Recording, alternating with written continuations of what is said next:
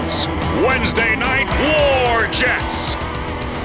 So strap yourself in for the ultimate battle to survive the not-so-friendly skies. Welcome to part 2 in our ongoing series, 2-cent video games from Drew in Arkansas, otherwise known as a review of World Destruction League, WarJetz, spelled with a Z, so you know it's real. So, short story even shorter, Drew sent us a bunch of games he bought for 2 cents a piece. First was the PS2 budget title, Snowcross 2. Fortunately, WarJetz isn't as bad.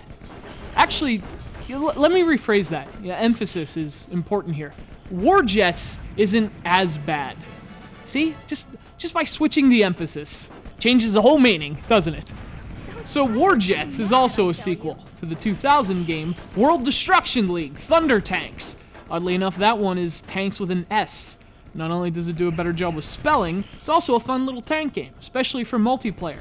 WarJetz does the same gameplay, but in the sky, and with jets. Fast, flying jets. Actually, one of those adjectives is false.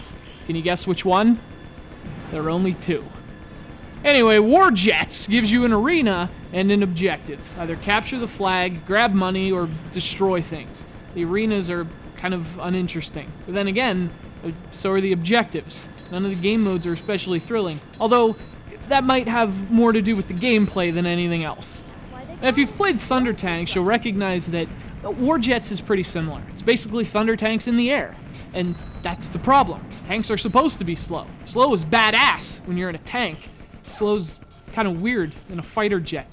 You move forward automatically, with all the vicious velocity of a sea turtle. The Bombardier's sense of tradition can be seen throughout the Rhine, which looks much like it did in ancient times. Although the Rhine looks inviting, the Bombardiers don't like visitors. I guess there's an argument to be made that you have to move slowly, because you have to shoot things and collect stuff. But even so, that doesn't make the game's pace any less boring. And as a result, playing WarJetz for any extended period of time just feels monotonous.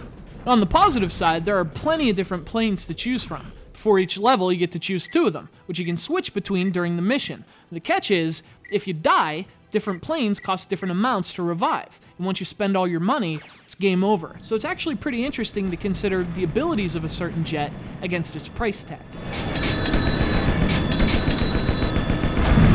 So, you think they made it? Unfortunately, that's about where WarJetz runs out of fuel. The game looks terrible, even by PS2 standards, and it loses one of the things that made Thunder Tanks a fun multiplayer game, 4-player play. WarJetz supports 2 players, but even with a friend, blowing crap up isn't fun for very long. It may seem like it has potential, but in reality, WarJetz doesn't have much of anything.